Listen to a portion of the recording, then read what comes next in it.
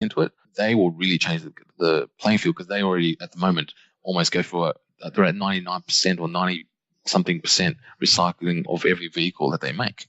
They you can buy like a quarter of $1 million semi trailer, and they will be able to return it back to the factory, strip it down to its components, and then sell it and recoup so much money. They're really thinking in those terms. Apply that to electric vehicles, and bang, there you go. In terms of consumer side of things, it's really going to be beneficial for the consumer in terms of it's getting mass produced and much more cheaper from Tesla's perspective. And I think Elon agreed that he wouldn't mind having his product go down as long as it's the electric car is something that is mass produced. Andre, do you see that is the case with Tesla, or do you? Look, I wanted to buy 2 cents worth in that America already had an electronic or fully electric car in the market more than 20 years ago, in the mid 90s. Interestingly enough, there was a whole documentary about it about 10 or 15 years ago. I got introduced to this from a friend. They actually had a car that was around the $50,000-$60,000 US mark I believe it was in the mid to late 90s. I can't quite remember the name of the company.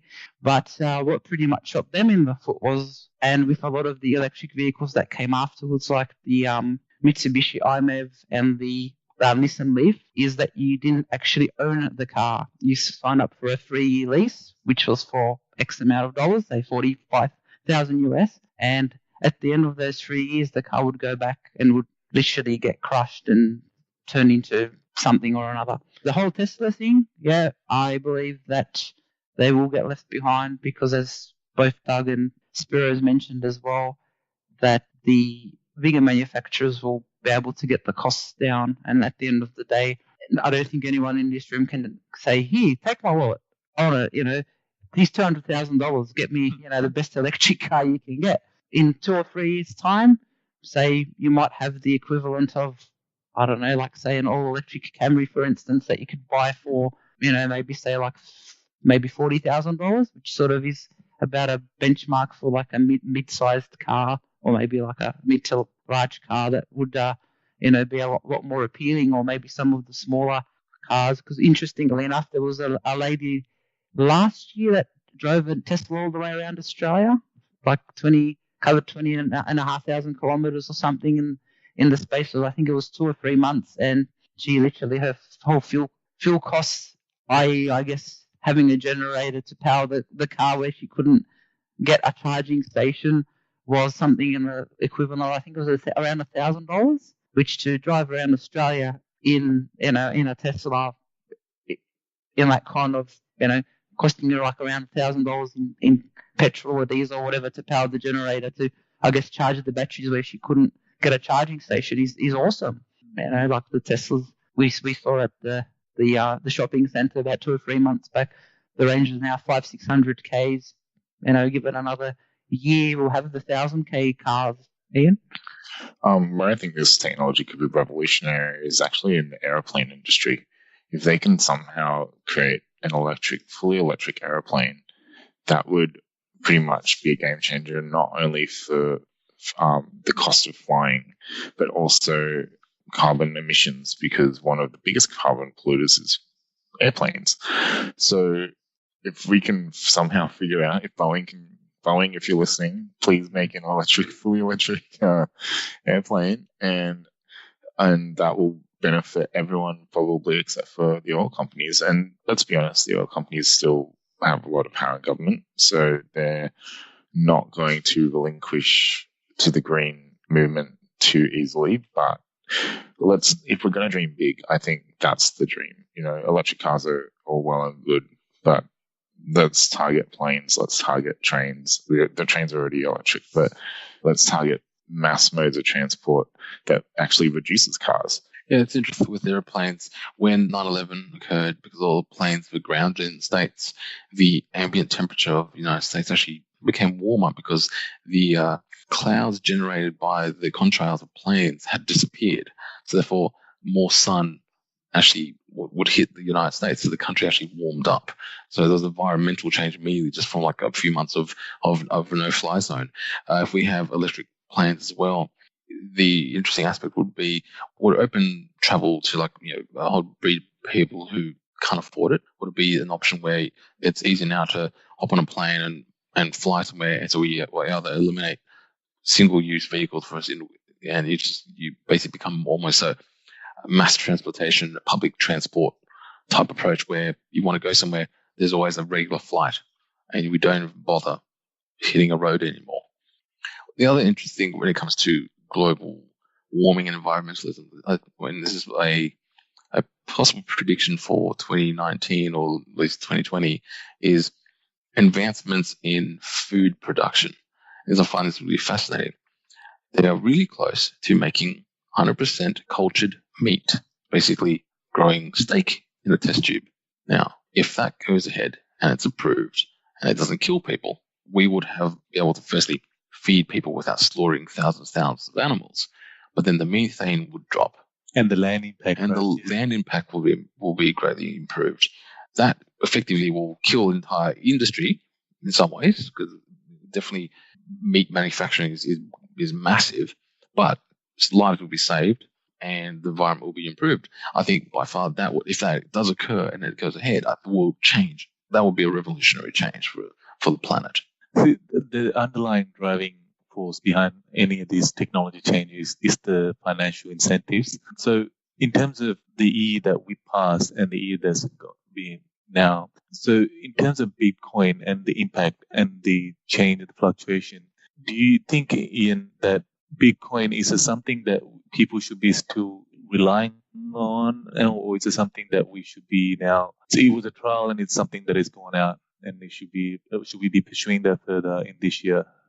So let's be clear about the distinction here. So there's Bitcoin and blockchain, and they're two separate things. So Bitcoin, the idealistic thing behind it was that it was meant to replace the gold standard of currency. So digital currency that could be tracked, traced, and no one can hack it kind of thing. Yeah. So that is, if we're talking about things being superseded, if Tesla is going to be superseded, so is Bitcoin. Bitcoin is essentially the Tesla of blockchain. Yeah. But what's the problem with the blockchain now is become that it's slightly tainted by the fact that people now see it as almost like a get-rich-quick scheme where let's go buy some Bitcoin and then we'll be millionaires. And that's kind of colored the technology in such a way that people aren't really thinking too much about its actual practical applications, which is records management in an extremely safe way. The other aspect is, of course, that you let the blockchain genie out of the bottle, governments start to lose control. That's the main one, right? Yeah. Basically, the whole thing about blockchain is that it could be one person mining part of the blockchain in the UK, one person in the US, one person in South Korea, one person in Australia. And that because so many people are doing so many small bits and pieces that it's unhackable. That's pretty much the thing behind it. But then when you've got coins that are coming out, which are legitimately prank meme coins that are suddenly being traded on markets and worth hundreds of dollars, even though they legitimately were, it's like almost in the Cards Against Humanity approach where they were like, we'll give this away to you for free or you can buy it in the store. And people went and bought it in the store. It's the same thing with these coins that have no value and they're devaluing the whole blockchain. So until something comes out which is completely separate from that exchange market that legitimately just has a purpose, that then maybe we might be able to move blockchain forward. But until then, I think it's not going to be mainstream, or it's going to be done by major companies behind the scenes. But having said that, there was, maybe one of you guys can help me out with this, but maybe it was Kodak or someone, they brought out a coin themselves. There was a major company that brought out their own coin. I'd have to look up the details. Maybe I'll do that while someone else talks for a minute. So basically, that means you're predicting that because now it's a little bit corrupted in that sense that the market is getting devalued because of the whole it's more of a hacking sort of approach. That's what's happening in the market right now. So, but it is still something, like I said, the blockchain technology itself, it's not something that's never going to go away, but we need to be really cautious in terms of how we tackle that. The other area that I wanted to go through with you guys. Just before you move on, in terms of the blockchain technology will stay. There's no doubt about that. It's a good technology. It's secure. It's an open ledger. That will stay. What is currency is exactly what happened with the cryptocurrency. It's open to manipulation, and that's what's happened. It took a massive upswing when there was a lot of interest, and there's a bit of manipulation going on there. But the blockchain technology itself, as Ian kind of touched on, it will undoubtedly stay. There's no doubt about that. We've also got to remember that cryptocurrencies are unbelievably new. Like if you think about how old our currency is, and then back to bartering, and then back to feathers and shells. Cryptocurrency is unbelievably new. We're just trying to get our head around it, how we deal with it, how do you put a policy around it, how do you, all the rest of it. So it obviously a big massive bubble, and then it came away again, but it will move forward. There's no doubt about it. And blockchain, cryptocurrency is using blockchain as the underlying platform. Blockchain itself, it will be used in other applications. Changing your mortgage, you're doing a mortgage, and you're trading contracts. Blockchain will be used for that stuff. It'll be used for lots of other things. So blockchain itself will be fine. Cryptocurrency will take time it will take time, but it'll come back. It's inevitable. Like, people didn't trust paper money. All of a sudden they went from bartering a sheep for 3 chickens, and all of a sudden you're saying, right, let's change it to gold, to metal, and like, what's this? Where's the value in this? And that'll change over time. Cryptocurrency will stay around. We just need to get used to how we deal with it.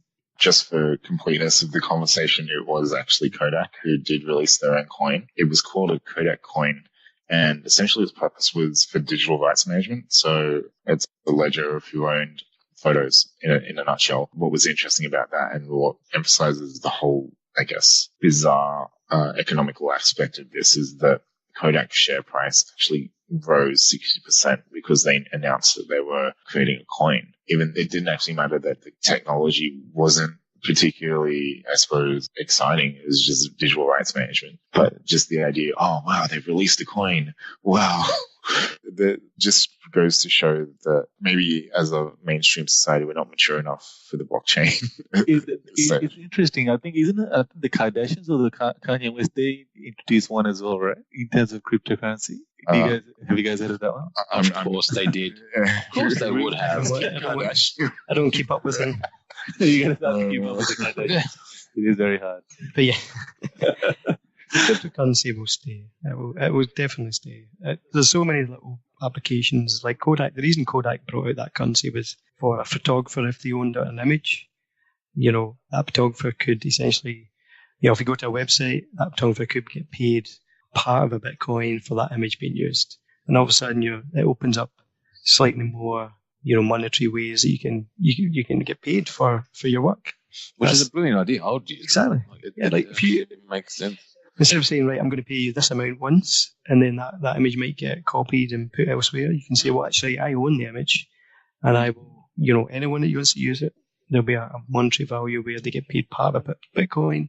That's perfect, Well, I guess we have to transition from novelty to something functional and practical. And novelty is where we're at, where things are going to get rather random and unstable.